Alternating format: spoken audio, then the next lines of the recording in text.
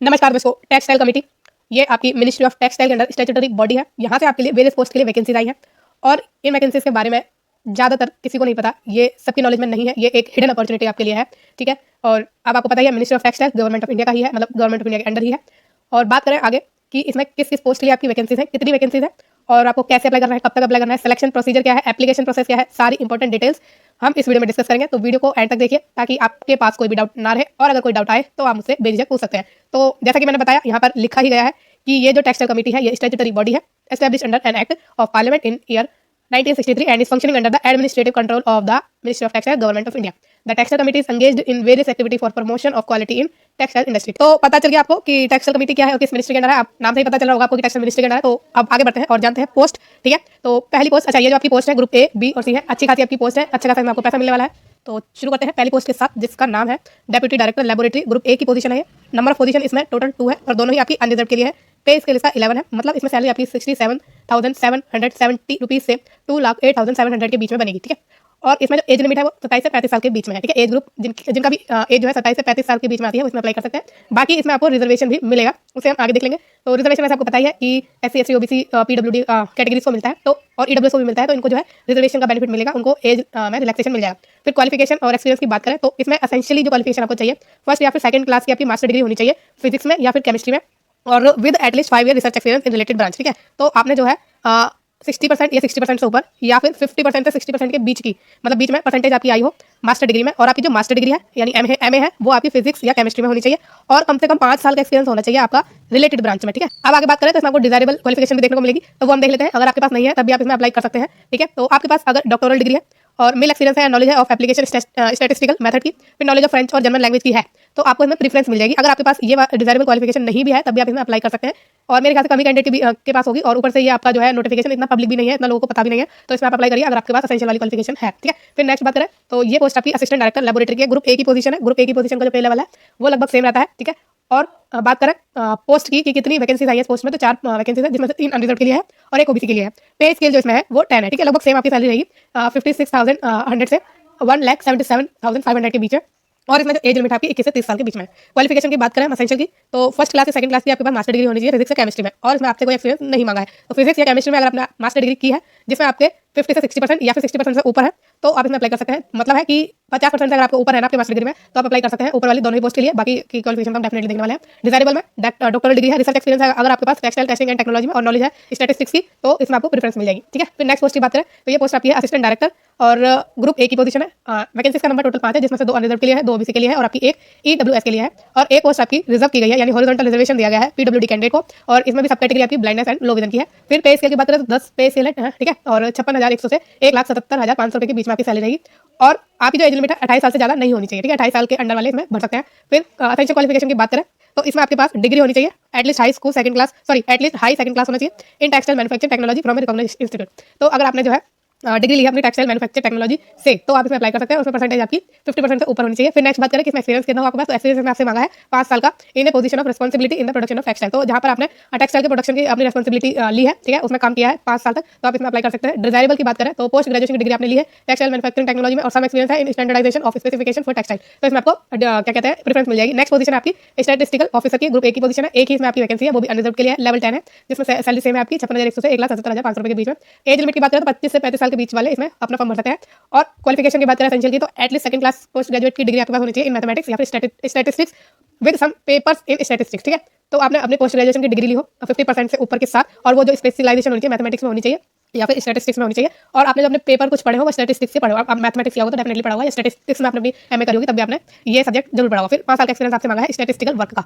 Desirable की बात करें तो some knowledge of computer programming on computer data processing, ठीक है, ये आपकी डिजायरेबल है। आपके पास नहीं भी है तभी आप फॉर्म भर सकते हैं। अब नेक्स्ट बात करें तो क्वालिटी एश्योरेंस ऑफिसर की आपकी पोजीशन है, ग्रुप बी की पोजीशन है और टोटल जो नंबर ऑफ वैकेंसीज है इसमें 15 है जिसमें से 8 अनरिजर्व के लिए है, 4 SC के लिए है, एक ओबीसी के लिए, एक SC के लिए और एक आपकी EWS के लिए है। और इसमें से PWD को जो है हॉरिजॉन्टल रिजर्वेशन दिया गया है, एक ही वैकेंसी के लिए दिया गया है और सब कैटेगरीज की डेफ एंड हार्ड हियरिंग की है, ठीक है। फिर पे लेवल इसका 6 है जिसमें आपको सैलरी मिलेगी 35,400 से लेकर 1,12,400 के बीच में। थोड़ा हिंदी इंग्लिश मिक्स हो रहा है, थोड़ा मैनेज कर लीजिएगा। फिर मैं बता दूं तो 35,400 से 1,12,400 के बीच में आपकी सैलरी रहेगी। फिर इसमें आपकी जो एज लिमिट है वो 25 साल से ज़्यादा की नहीं होनी चाहिए। एसेंशियल क्वालिफिकेशन की बात करें आपके पास अगर डिग्री है या डिप्लोमा है एटलीस्ट सेकंड क्लास का, मतलब कि 50% से ऊपर उसमें आपके मार्क्स हैं और वो आपको जो डिग्री या डिप्लोमा है वो टेक्सटाइल मैन्युफैक्चर में है या टेक्नोलॉजी में है तो आप इसमें फॉर्म भर सकते हैं, या फिर टेक्सटाइल इंस्टीट्यूट से आपकी जो है ये रिकॉग्नाइज होनी चाहिए, ठीक है। समझ गया। डिग्री या डिप्लोमा अगर आपके पास है टेक्सटाइल मैन्युफैक्चरिंग में या टेक्नोलॉजी में और वो आपका रिकॉग्नाइज इंस्टीट्यूट से है तो आप इसमें फॉर्म भर सकते हैं। अगर आपके पास ये वाली क्वालिफिकेशन नहीं है तो उसके लिए आपको एक ऑप्शन दिया गया है कि आपके पास अगर डिप्लोमा है सेकंड क्लास के साथ इन हैंडलूम टेक्नोलॉजी और वो रिकॉग्नाइज होना चाहिए आपका Indian institute of handloom technology से वाराणसी सलीम, ठीक है। तो अगर आपका ये है क्वालिफिकेशन आपके पास तो आप इसमें फॉर्म भर सकते हैं। फिर इसमें एक चीज दी गई है diploma in handloom and textile technology और equivalent from recognised institute with at least second class can also apply. तो अगर हैंडलूम या टेक्सटाइल टेक्नोलॉजी में अगर आपके पास डिप्लोमा नहीं है, ठीक है, नहीं भी है और इससे रिलेटेड किसी फील्ड में है, इसके इक्विवेलेंट किसी फील्ड में है तो भी आप इसमें फॉर्म भर सकते हैं, ठीक है। बशर्ते आपके पास सेकंड क्लास का जो है परसेंटेज होना चाहिए, मतलब 50% से ऊपर आपके पास होनी चाहिए। एक्सपीरियंस इसमें आपसे मांगा है 2 साल का, ठीक है, in a position of responsibility in production of textile. फिर नेक्स्ट बात करें तो क्वालिटी एश्योरेंस की पोजीशन है, ग्रुप बी की पोजीशन है, टोटल 4 वैकेंसीज है जिसमें से 3 अनरिजर्व्ड के लिए है, एक ओबीसी के लिए है। पे स्केल इसका 6 है जिसमें आपकी सैलरी रहेगी 35,400 से 1,12,400 के बीच में। सैलरी सॉरी एज लिमिट इसमें 21 साल से 27 साल के बीच की है। अब इसमें आपसे क्वालिफिकेशन मांगी है मास्टर डिग्री इन साइंस या फिर टेक्नोलॉजी। अगर आपके पास मास्टर डिग्री है साइंस में या टेक्नोलॉजी में तो आप इसमें फॉर्म भर सकते हैं। और अगर आपके पास ये क्वालिफिकेशन नहीं है तो सेकंड ऑप्शन आपको दिया है फर्स्ट क्लास से सेकंड क्लास में आपने जो है बैचलर्स की डिग्री ली हो इन साइंस या टेक्नोलॉजी में with 4 year experience in textile testing and analysis. तो आपकी जो बैचलर डिग्री हो साइंस या टेक्नोलॉजी में हो जिसमें आपके 50% से ऊपर मार्क्स होने चाहिए और 4 साल का इसमें आपको एक्सपीरियंस चाहिए in textile testing and analysis का, ठीक है। और अगर आपके पास ये क्वालिफिकेशन नहीं है तो थर्ड ऑप्शन आपके पास है, सेकंड ऑप्शन आपके पास है फर्स्ट और सेकंड क्लास का डिप्लोमा इन टेक्सटाइल केमिस्ट्री या फिर technology with 6 year experience in textile testing and analysis. तो आपके पास 50% से ऊपर के साथ डिप्लोमा होना चाहिए टेक्सटाइल केमिस्ट्री में या टेक्नोलॉजी में और साथ में 6 साल का एक्सपीरियंस हो in textile testing and analysis. तो इन तीनों में से आपके पास एक क्वालिफिकेशन होना जरूरी है। और जो आपकी मास्टर डिग्री अगर आपने की है तो उसमें आपको कोई एक्सपीरियंस की नीड नहीं है, लेकिन अगर आपने बैचलर की डिग्री लिया है या फिर डिप्लोमा लिया है तो उसमें आपसे एक्सपीरियंस मांगा है, ठीक है, ये ध्यान रखिएगा। तो अब आगे चलते हैं और बात करते हैं नेक्स्ट पोस्ट की। फील्ड ऑफिसर की आपकी पोजीशन है, ग्रुप बी की पोजीशन है, टोटल नंबर ऑफ पोजीशन इसमें 3 है, तीनों ही अनरिजर्व्ड के लिए है। पे स्केल इसमें 6 है जिसमें आपकी 35,400 से 1,12,400 के बीच में सैलरी मिलेगी आपको और एज लिमिट इसमें आपकी 22 से 28 साल की है। और एसेंशियल क्वालिफिकेशन चाहिए इसमें आपको at least second class post graduation की डिग्री इन मैथमेटिक्स या स्टैटिस्टिक्स या फिर इकोनॉमिक या फिर कॉमर्स या फिर बिजनेस मैनेजमेंट। तो आपने जो है या तो बिजनेस मैनेजमेंट में या कॉमर्स में या इकोनॉमिक्स में या फिर स्टैटिस्टिक्स में या मैथमेटिक्स में पोस्ट ग्रेजुएशन यानी एमए की है जिसमें आपके जो परसेंटेज ऑफ मार्क्स है वो 50% से ऊपर है तो आप इसमें फॉर्म भर सकते हैं। डिजायरेबल इसमें मांगी है कि should be able to express himself in fluent manner and possess an act to establish rapport with people और कलेक्टिंग इन्फॉर्मेशन, ठीक है। तो इसमें आपसे स्किल मांगी है एक तरीके की और some experience in data collection है तो आप इसमें फॉर्म भर सकते हैं। फिर नेक्स्ट पोस्ट की बात करें तो लाइब्रेरियन की आपकी पोस्ट है, ग्रुप बी की पोजीशन है, सॉरी और एक नंबर ऑफ वैकेंसी है और वो भी आपकी अनरिजर्व्ड के लिए है। पे लेवल 6 से सैलरी सेम रहेगी और एज लिमिट इसमें आपकी 20 से 27 साल। और क्वालिफिकेशन की बात करें तो ग्रेजुएट अगर आपके हैं साइंस में तो आप इसमें फॉर्म भर सकते हैं। साइंस में अगर किसी भी स्पेसिफिकेशन में अगर आपने की है, स्पेशलाइजेशन में की है, सॉरी अगर ग्रेजुएशन आपने अपनी किसी भी स्पेशलाइजेशन में की है साइंस से तो आप इसमें फॉर्म भर सकते हैं। फिर नेक्स्ट जो है डिग्री या डिप्लोमा आपके पास होना चाहिए इन लाइब्रेरी साइंस, ठीक है, जो कि रिकॉग्नाइज्ड यूनिवर्सिटी से होना चाहिए। ये दो आपसे एसेंशियल क्वालिफिकेशन मांगी है, एक तो ग्रेजुएशन और एक डिप्लोमा या फिर डिग्री, ठीक है। अब नेक्स्ट बात करें डिजायरेबल की तो 2 साल का एक्सपीरियंस अगर आपके पास है, सॉरी ये थोड़ा सा ज्यादा मुकर जाता है, ठीक है। तो डिजायरेबल आपसे मांगे है कि अगर आपके पास 2 साल का एक्सपीरियंस है as a librarian in a public और गवर्नमेंट लाइब्रेरी तो इसमें आपको प्रेफरेंस मिल जाएगी, ठीक है। फिर नेक्स्ट पोजीशन की बात करें तो अकाउंटेंट की है, ग्रुप बी की है, दो पोजीशन है यानी 2 वैकेंसी है, दोनों ही अनरिजर्व्ड के लिए, पे लेवल 6 है, सैलरी सेम रहने वाली है। और एज लिमिट की बात करें तो 35 साल से 30 साल के बीच में आपकी एज लिमिट होनी चाहिए। और क्वालिफिकेशन आपसे मांगी है एमकॉम या फिर at least second class in B Com from recognised university जिसमें आपके पास एक्सपीरियंस होना चाहिए 4 से 5 साल का इन अकाउंट वर्क इन गवर्नमेंट या कमर्शियल कंसर्न्स, ठीक है। तो एमकॉम हो आपके पास या फिर आपने अपनी बीकॉम की हो 50% से ऊपर के साथ तो आप इसमें फॉर्म भर सकते हैं। साथ में एक्सपीरियंस चाहिए आपको 4 से 5 साल का जिसमें आपने काम किया हो अकाउंट वर्क का और वो गवर्नमेंट या कमर्शियल कंसर्न में होना चाहिए, ठीक है। अब नेक्स्ट बात करें तो जूनियर क्वालिटी एश्योरेंस की आपकी पोस्ट है ये और लैबोरेटरी की सब कैटेगरी है, ग्रुप सी की पोजीशन है और पोस्ट है इसमें टोटल यानी पोजीशन 7 है और 7 में से 4 आपके लिए अनरिजर्व्ड के लिए है, 2 एससी के लिए है, 1 ईडब्ल्यूएस के लिए है और इसमें एक वैकेंसी का हॉरिजॉन्टल रिजर्वेशन है पीडब्ल्यूडी को और इसमें पीडब्ल्यूडी की सब कैटेगरी है डेफ एंड हार्ड हियरिंग की। फिर लेवल 5 है इसमें पे स्केल और 29,200 से 52,300 रुपए के बीच में आपकी सैलरी रहेगी।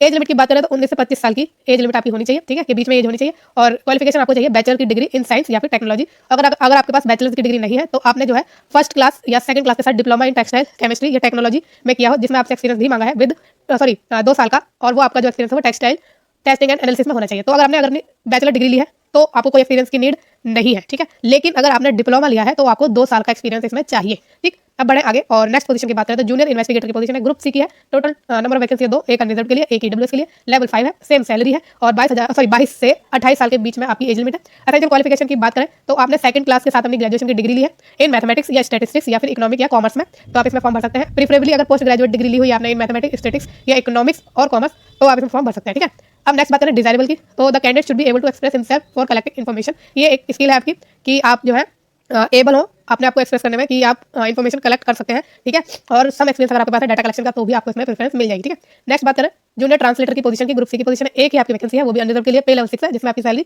35,400 से 1,12,400 के बीच में है। 20 से 30 साल की एज ग्रुप वाले इसमें फॉर्म भर सकते हैं। एसेंशियल क्वालिफिकेशन की बात करें तो डिग्री अगर आपने ली हुई है वो रिकॉग्नाइज्ड यूनिवर्सिटी से ली हो और हिंदी मीडियम में ली है, ठीक है, विद हिंदी मीडियम और English as one of the elective subject अगर आपने किया है डिग्री लेवल पर तो आप फॉर्म भर सकते हैं। एक बार मैं थोड़ा क्लियर कर दूं, हो सकता है आप कंफ्यूज हो गए हो। आपने अगर डिग्री अपनी की है हिंदी मीडियम में और इंग्लिश आपका एक इलेक्टिव सब्जेक्ट रहा है आपकी डिग्री लेवल में तो आप इसमें फॉर्म भर सकते हैं। और अगर आपके पास ये वाली क्वालिफिकेशन नहीं है तो आपको एक ऑप्शन और करके दिया है कि आपने डिग्री ली है अपनी इंग्लिश मीडियम में और हिंदी आपका एक इलेक्टिव सब्जेक्ट रहा है आपकी डिग्री लेवल पे, तो भी आप इसमें फॉर्म भर सकते हैं। तो ये वैसे वर्षा है, ठीक है, कि अगर आपने अपनी डिग्री हिंदी मीडियम में ली है और इंग्लिश आपका एक इलेक्टिव सब्जेक्ट रहा है तो आप फॉर्म भर सकते हैं, और अगर आपने अपनी डिग्री इंग्लिश मीडियम में ली है और हिंदी मीडियम आपका एज इलेक्टिव सब्जेक्ट है तो भी आप इसमें फॉर्म भर सकते हैं, ठीक है। एक्सपीरियंस आपसे इसमें मांगा है 2 साल का of translation work from Hindi to English and vice versa, ठीक है। तो दोनों में ट्रांसलेशन आपको आनी चाहिए, हिंदी से इंग्लिश और इंग्लिश से हिंदी में, ठीक है। फिर नेक्स्ट पोजीशन की बात करें तो सीनियर स्टैटिस्टिकल असिस्टेंट की पोजीशन है, ग्रुप सी की है। एक आपकी नंबर वैकेंसी है, लेवल 5 है, जिसमें आपकी सैलरी रहेगी 29,200 से लेकर 92,300 के बीच में, ठीक है। और 22 साल से 28 साल के बीच की एज वाले इसमें फॉर्म भर सकते हैं। एसेंशियल क्वालिफिकेशन इसमें आपसे मांगी है कि सेकंड क्लास की ग्रेजुएट अगर आपने की है मैथमेटिक्स या स्टैटिक्स में तो आप फॉर्म भर सकते हैं, और अगर आपने पोस्ट ग्रेजुएट की डिग्री ली है मैथमेटिक्स या स्टैटिक्स में तो आप फॉर्म भर सकते हैं। दोनों होना आपके पास कंपलसरी है, ठीक है। एक्सपीरियंस की बात करें तो 2 साल का एक्सपीरियंस भी आपसे मांगा है स्टैटिस्टिकल टैबुलेशन या डाटा प्रोसेसिंग में। डिजायरेबल है कि data processing on computer knowledge है अगर आपको तो आपको प्रेफरेंस मिलेगी, ठीक है। फिर नेक्स्ट बात करें और ये लास्ट पोस्ट है आपकी जो कि है junior statistical assistant group C की पोजीशन। एक ही आपकी वैकेंसी है, लेवल 4 है, पे स्केल का, और 25,500 से 81,000 के बीच में सैलरी मिलेगी, 81,100 के बीच में, और 20 साल से 25 साल की एज वाले इसमें फॉर्म भर सकते हैं। एसेंशियल क्वालिफिकेशन इसमें मांगी है second class graduate in mathematics या स्टैटिस्टिक्स या फिर इकोनॉमिक्स या कॉमर्स, ठीक है। या तो आपकी मैथमेटिक्स में या स्टैटिस्टिक्स में या इकोनॉमिक में या कॉमर्स में आपने अपनी ग्रेजुएशन की है और वो उसमें आपके जो है 50% से ऊपर मार्क्स है तो आप इसमें फॉर्म भर सकते हैं बड़े आराम से। इसमें आपसे कोई एक्सपीरियंस नहीं मांगा है, without experience you can apply for this post. Next बात करें तो इसमें आपकी एब्रिविएशन दी गई है, जनरल इंस्ट्रक्शन है आपके कुछ, ठीक है। तो अच्छा, इसमें मैंने आपको बता दिया कि आपको एज रिलैक्सेशन इसमें मिल जाएगा एज लिमिट में। तो एससी को 5 साल का मिलेगा, एसटी को भी 5 साल का मिलेगा, OBC with non creamy layer को जो है 3 साल का मिलेगा, और पीडब्ल्यूडी को 10 साल का मिलेगा, प्लस एप्लीकेबल कैटेगरी, मतलब उसमें पीडब्ल्यूडी के जैसे पीडब्ल्यूडी की कैटेगरी है वो एससी कैटेगरी है या एससी है या ओबीसी है, जो भी है उसमें भी आपको फर्दर रिलैक्सेशन मिल जाएगा, ठीक है। और अगर डिपार्टमेंटल एम्प्लॉय है कोई टैक्सल कमेटी में तो 5 साल का मिलेगा, सेंट्रल गवर्नमेंट में सर्वेंट है तो 5 साल का मिलेगा for group A and B, ठीक है। तो ग्रुप ए एंड बी की पोस्ट के लिए 5 साल का मिलेगा अगर सेंट्रल गवर्नमेंट में कोई सर्वेंट है, ठीक है। फिर ये तो आपकी सारी रिलैक्सेशन की बात हो गई। और एक्स सर्विसमैन को भी 3 साल का मिलेगा after deduction of military service rendered from actual age as on closing date of application, ठीक है। अब चलते हैं आगे और जानते हैं कुछ और इंपॉर्टेंट चीजें। तो अगर आप एक से ज्यादा पोस्ट के लिए फॉर्म भरना चाहते हैं तो आपको सेपरेट एप्लीकेशन फॉर्म भरना पड़ेगा और एप्लीकेशन फीस भी आपको सेपरेटली भरनी पड़ेगी हर एक के लिए। अब सिलेक्शन प्रोसीजर की बात करें तो ग्रुप ए की पोस्ट के लिए कंप्यूटर बेस्ड टेस्ट यानी सीबीटी और इंटरव्यू होगा, और ग्रुप बी एंड सी की पोस्ट के लिए सिर्फ सीबीटी होगा, ठीक है। और क्या इसका सिलेबस वगैरह है, पैटर्न वगैरह, वो हम आगे डिस्कस कर लेंगे। चलते हैं आगे, लास्ट डेट की बात कर लेते हैं। तो आपको जो है 31 जनवरी 2025 से पहले फॉर्म भर देना है ना। फिर आगे बढ़े और चलते हैं अब इसके नो ऑब्जेक्शन सर्टिफिकेट की तरफ कि अगर आप कहीं भी एम्प्लॉयड है तो आपको जो है अपना नो ऑब्जेक्शन सर्टिफिकेट प्रोड्यूस करना पड़ेगा, ठीक है। ये तो आपको पता ही होगा।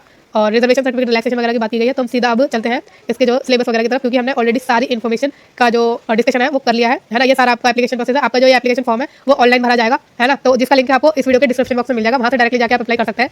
अब यहाँ पे हम एप्लीकेशन फीस की बात कर लेते हैं जो कि नॉन रिफंडेबल है। तो unreserved OBC EWS ex serviceman group A के लिए जो पोस्ट है उसमें आपको 1500 रुपये फीस देनी है। फिर unreserved OBC EWS ex serviceman group B की पोस्ट के लिए 1000 फीस देनी है। Unreserved OBC EWSM group C की पोस्ट के लिए 1000 फीस देनी है, ठीक है।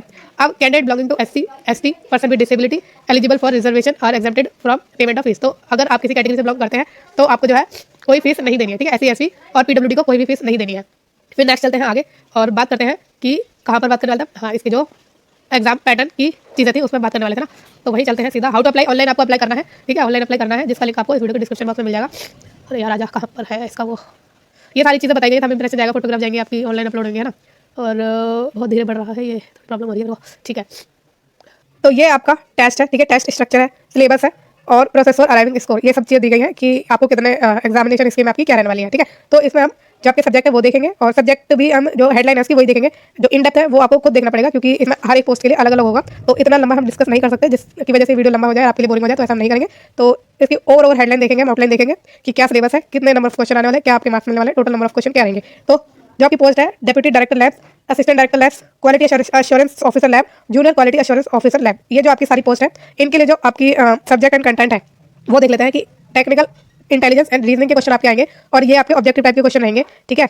ये जो नंबर ऑफ क्वेश्चन रहेंगे आपके टेक्निकल इंटेलिजेंस एंड रीजनिंग के वो 50 रहेंगे और हर एक क्वेश्चन आपका 1 नंबर का होगा और जो इसमें आपकी टोटल मार्क्स होंगे 50 होंगे, ऑब्वियस सी बात है। और आपको ड्यूरेशन इसमें मिलेगी इस सेक्शन को जो है अटेम्प्ट करने की वो 75 मिनट की मिलेगी, ठीक है। नेक्स्ट जो आपका पोर्शन है वो जनरल अवेयरनेस का है, जो जिसमें कि आपके क्वेश्चन होंगे 5, ठीक है, और उसमें आपको 5 मिनट ही दिए जाएंगे सॉल्व करने के लिए। फिर न्यूमेरिकल एप्टीट्यूड का सेक्शन है जिसमें 15 क्वेश्चन होंगे, 20 मिनट आपको दिए जाएंगे और इंग्लिश कॉम्प्रिहेंशन आपसे पूछी जाएगी, 10 आपके क्वेश्चन होंगे, 20 मिनट आपको इसमें दिए जाएंगे, ठीक है।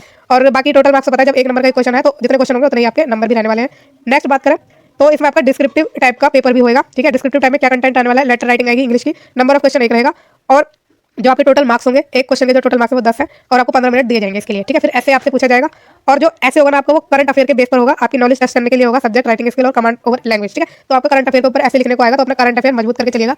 एक ही क्वेश्चन आएगा इसमें और जो है 15 मिनट के लिए 15 मिनट दिए जाएंगे आपको ऐसे लिखने के लिए और 10 मार्क्स का आपका ये ऐसे का पेपर होगा। टोटल जो आपका ऑब्जेक्टिव को मिलाकर और डिस्क्रिप्टिव को मिलाकर जो आपके मार्क्स होंगे वो 100 होंगे और 100 ही आपके क्वेश्चन होंगे और टाइम आपको दिया जाएगा 150 मिनट का टोटल ओवरऑल, ठीक है। फिर नेक्स्ट पोजीशन जो आपकी है वो है स्टैटिस्टिकल ऑफिसर की, फील्ड ऑफिसर की, सीनियर स्टैटिस्टिकल असिस्टेंट की, जूनियर इन्वेस्टिगेटर की और जूनियर स्टैटिस्टिकल असिस्टेंट की। इसमें जो आपके ऑब्जेक्टिव टाइप के क्वेश्चन आएंगे वो जनरल इंटेलिजेंस एंड रीजनिंग के सेक्शन आएंगे, जिसमें 25 क्वेश्चन होंगे आपके 25 मार्क्स के और 25 मिनट ही आपको दिए जाएंगे। फिर जनरल इकोनॉमिक्स आएगी आपकी 40 क्वेश्चन की और 40 मार्क्स की होगी और 40 मिनट आपको इसमें दिए जाएंगे, ठीक है। फिर नेक्स्ट बात करें तो न्यूमेरिकल एप्टीट्यूड आपसे पूछा जाएगा, 30 क्वेश्चन होंगे 30 मार्क्स के, 30 मिनट आपको दिए जाएंगे। इंग्लिश कॉम्प्रिहेंशन पूछी जाएगी 25 क्वेश्चन 25 मार्क्स और 25 मिनट आपको दिए जाएंगे। इसमें भी आपका डिस्क्रिप्टिव टाइप के क्वेश्चन होगा और इंग्लिश लैंग्वेज का टेस्ट लिया जाएगा, लेटर राइटिंग आपसे कराई जाएगी। एक क्वेश्चन होगा 15 मार्क्स होंगे, 30 मिनट आपको दिए जाएंगे। ऐसे आपसे पूछा जाएगा, एक क्वेश्चन होगा ऐसे का और 30 मिनट आपको दिए जाएंगे, 15 मार्क्स का ये एक क्वेश्चन होने वाला है। टोटल जो मार्क्स होंगे 150 होंगे और 150 आपके क्वेश्चन होंगे, ठीक है। मतलब कि 150 क्वेश्चन नहीं होंगे, सॉरी, आपके जो ऑब्जेक्टिव टाइप है और डिस्क्रिप्टिव टाइप है दोनों को मिलाकर 150 मार्क्स का पेपर होगा और 180 मिनट इसमें आपको दिए जाएंगे। इसी तरह ऊपर वाले में भी है कि वो कितने उसका था मार्क्स का, वो टोटल आपका था कितने मार्क्स का, हाँ वो सॉरी ये वहीं पे आगे लग रहा है, एक बार देख लेते हैं।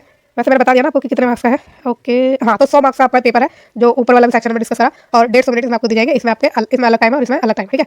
तो ये आपकी होगी चीज़ है। अब आते हैं लाइब्रेरियन की पोस्ट पर। इसमें जो आपके क्वेश्चन होंगे ऑब्जेक्टिव टाइप होंगे पहले सेक्शन में और जनरल अवेयरनेस पूछा जाएगा। 35 क्वेश्चन होंगे 35 मार्क्स के, 35 मिनट आपको दिए जाएंगे। इंग्लिश लैंग्वेज पूछी जाएगी 35 क्वेश्चन 35 मार्क्स 35 मिनट। फिर लाइब्रेरी मेथड एंड टेक्निक्स पूछे जाएंगे, ठीक है। इसमें 50 क्वेश्चन होंगे 50 मार्क्स और 50 मिनट ही आपको इसमें दिया जाएगा, ठीक है। ये आपका डिटेल में सिलेबस है, ठीक है। आप देख सकते हैं पीडीएफ आपको सारी मिल जाएगी, मतलब पीडीएफ आपको इस वीडियो के डिस्क्रिप्शन बॉक्स में मिल जाएगी, वहां से डाउनलोड करके अपना सिलेबस इन डेप्थ आप एनालाइज कर लेना, उस हिसाब से अपनी तैयारी बेटर वे में करना, ठीक है। फिर नेक्स्ट बात करें तो इसमें जो टोटल आपको मार्क्स होंगे, जो आपके टोटल मार्क्स होंगे 120 होंगे और 120 मिनट्स आपको दिए जाएंगे। फिर नेक्स्ट पोस्ट आपकी अकाउंटेंट की, जिसमें आपसे पूछी जाएगी, अच्छा उसमें लाइब्रेरियन के लिए कोई आपका डिस्क्रिप्टिव टाइप का क्वेश्चन नहीं आने वाले हैं, खाली ऑब्जेक्टिव टाइप का पेपर होगा, ठीक है। अब जनरल नॉलेज आपसे पूछी जाएगी, जनरल नॉलेज में करंट अफेयर आएगा और कंप्यूटर अवेयरनेस पूछी जाएगी। 10 क्वेश्चन होंगे इसके 10 मार्क्स और 10 मिनट आपको दिए जाएंगे। लॉजिकल रीजनिंग होगी 10 क्वेश्चन 10 मार्क्स और 10 मिनट आपको दिए जाएंगे। फिर communication in English and vocabulary होगी 10 क्वेश्चन 10 मार्क्स और 10 मिनट ही आपको दिए जाएंगे, ठीक है। अब अकाउंटेंट की बात करेंगे और इसमें आपसे अकाउंटिंग एंड फाइनेंस की नॉलेज पूछी जाएगी, जिसमें आपके 30 क्वेश्चन होंगे और 90 मार्क्स के होंगे, ठीक है। तो आपका जो है एक क्वेश्चन 3 मार्क का होगा। अकाउंटिंग एंड फाइनेंशियल नॉलेज के सेक्शन की बात हुई है, ठीक है। इसमें आपको 90 मिनट दिए जाएंगे। अब अकाउंटेंट में आपका डिस्क्रिप्टिव टाइप का क्वेश्चन भी आएंगे, जिसमें आपसे लेटर राइटिंग पूछी जाएगी। एक क्वेश्चन होगा 15 मार्क का 30 मिनट आपको दिया जाएगा। ऐसे होगा आपका एक क्वेश्चन होगा 15 मार्क का 30 मिनट आपको दिया जाएगा। टोटल मार्क आपके 150 होंगे और 180 मिनट आपको इसमें दिए जाएंगे, ठीक है। अब जूनियर ट्रांसलेटर की बात करें तो इसमें ऑब्जेक्टिव टाइप के क्वेश्चन में जनरल हिंदी आएगी, जो कि 40 क्वेश्चन होंगे, उसमें 40 मार्क्स के और 30 मिनट आपको दिए जाएंगे। फिर नेक्स्ट होगी जनरल इंग्लिश 40 क्वेश्चन 40 मार्क्स और 30 मिनट दिए जाएंगे। डिस्क्रिप्टिव टाइप के भी क्वेश्चन होंगे। पैसेज ट्रांसलेशन आएगी आपकी, ठीक है। एक पैसेज दिया जाएगा जिसको आपको हिंदी से इंग्लिश में ट्रांसलेट करना होगा और एक पैसेज को इंग्लिश से हिंदी में ट्रांसलेट करना होगा, ठीक है। 2 क्वेश्चन आपके इसमें होंगे और एक जो क्वेश्चन है आपका वो 25 मार्क्स होगा, यानी टोटल 50 मार्क्स का इसमें पैसेज ट्रांसलेशन का सेक्शन होगा और 50 मार्क्स मैंने बता दिया आपको और ड्यूरेशन आपको 30 मिनट की दी जाएगी। फिर ऐसे पूछा जाएगा, ऐसे होगा आपका एक हिंदी में और एक इंग्लिश में। 2 क्वेश्चन होंगे, मतलब 2 ऐसे लिखने को दिए जाएंगे। 25 मार्क्स का एक ऐसे होगा और टोटल 50 मार्क्स के आपके ऐसे होंगे, दोनों 30 मिनट आपको दिए जाएंगे। इस तरह से आपका 180 मार्क्स का ये दोनों पेपर होंगे, ऑब्जेक्टिव भी और डिस्क्रिप्टिव भी, और ड्यूरेशन 120 मिनट की होगी। अब नेक्स्ट बात करें तो असिस्टेंट डायरेक्टर और क्वालिटी एश्योरेंस ऑफिसर, ठीक है। इन दोनों का जो आपका पेपर है उसमें आपसे टेक्निकल नॉलेज पूछी जाएगी और जो ऑब्जेक्टिव टाइप के क्वेश्चन होंगे उसमें जनरल क्वेश्चन पूछे जाएंगे, न्यूमेरिकल कैलकुलेशन होगी और जनरल क्वेश्चन जो होंगे आपको 60 होंगे, 60 मार्क्स के होंगे और ड्यूरेशन आपको 60 मिनट की दी जाएगी। और न्यूमेरिकल कैलकुलेशन इसका जो एक सेक्शन है वो 10, जिसमें आपके क्वेश्चन होंगे 10 मार्क्स के और 20 मिनट दिए जाएंगे। दूसरा सेक्शन है न्यूमेरिकल कैलकुलेशन का, जिसमें 5 क्वेश्चन होंगे और एक क्वेश्चन आपका 2 नंबर का होगा, जिसमें आपको 10 टोटल मार्क्स मिलेंगे और ड्यूरेशन आपकी 20 मिनट की होगी, ठीक है। इसमें थोड़ा अलग चीज़ दी गई है। तो अब नेक्स्ट बात करें तो ये आपका डिटेल सिलेबस है, जो आपकी टेक्निकल नॉलेज पूछी जाएगी इन वाली पोस्ट के लिए, ठीक है। ये पूरा आपका डिटेल में सिलेबस दिया गया है और इसमें ऑब्जेक्टिव टाइप ऑफ क्वेश्चन ही रहेंगे इसके लिए, ठीक। तो ध्यान से पढ़ लेना, क्योंकि इसलिए हम डिस्कस नहीं कर रहे हैं, आपको पता है वीडियो काफी लंबा हो जाएगा और जो ये इस कोर्स के लिए नहीं भरेंगे उनके लिए थोड़ा बोरिंग हो जाएगा, है ना। तो ये चीज़ आपकी हो चुकी है। अब टेक्निकल नॉलेज के क्वेश्चन जब हो जाएंगे तो दूसरा सेक्शन आपका जनरल अवेयरनेस का है, जिसमें टोटल क्वेश्चन आपके 10 होंगे, 10 मार्क्स होंगे, 10 मिनट की ड्यूरेशन होगी। न्यूमेरिकल एप्टीट्यूड पूछी जाएगी 10 क्वेश्चन 10 मार्क्स की 20 मिनट के लिए और डिस्क्रिप्टिव टाइप ऑफ टेस्ट भी होगा आपका इसमें, जिसमें ऐसे आपको लिखना है 300 वर्ड का रिलेटेड टू करंट सिनेरियो, यानी करंट अफेयर से रिलेटेड या करंट सिनेरियो जो भी होंगे with reference to textile industry, ठीक है। तो टेक्सटाइल इंडस्ट्री से रिलेटेड जो भी करंट सिनेरियो चल रहे हैं उसके ऊपर आपको 300 वर्ड में ऐसे लिखने को आएगा और एक ही ऐसे लिखने को आएगा और जो कि 20 नंबर का होगा और टोटली 20 नंबर का होगा, बता दिया जैसे कि मैंने आपको, और 20 मिनट आपको दिए जाएंगे। 120 मिनट का पेपर है आपका और सॉरी 120 मार्क्स का पेपर है, 150 मिनट इसमें आपको सॉल्व करने को दिए जाएंगे, ऑब्जेक्टिव टाइप भी और डिस्क्रिप्टिव टाइप भी दोनों, ठीक है। फिर आगे बात करें कि इसमें आपकी नेगेटिव मार्किंग है कि नहीं, तो यस इसमें आपकी नेगेटिव मार्किंग है, 1/4 की नेगेटिव मार्किंग है, ठीक है। 25% की आपकी जो है इसमें नेगेटिव मार्किंग होगी। आगे बढ़ते हैं और जानते हैं कुछ और इंपॉर्टेंट चीज़ें की, और आई थिंक हमने सब डिस्कस कर लिया पीडीएफ की एंड इसमें हो चुकी है, ठीक है। तो सारी चीज़ें हमने इसमें डिस्कस कर लिया। अगर आपको कोई डाउट है सिलेबस से रिलेटेड या पोस्ट से रिलेटेड या किसी भी चीज़ से रिलेटेड, तो आप मुझसे पूछ सकते हैं डायरेक्टली, या तो कमेंट के द्वारा या मेरे सोशल मीडिया हैंडल पर मुझसे जुड़कर भी आप क्वेश्चन कर सकते हैं, ठीक है। बाकी आपको वीडियो कैसी लगी है मुझे कमेंट के द्वारा जरूर बताइएगा और फ्यूचर में रेगुलर जॉब्स की अपडेट के लिए, इन टाइम वैकेंसीज की नोटिफिकेशन के लिए इस चैनल को प्लीज लाइक शेयर और सब्सक्राइब जरूर करिएगा। Thank you so much.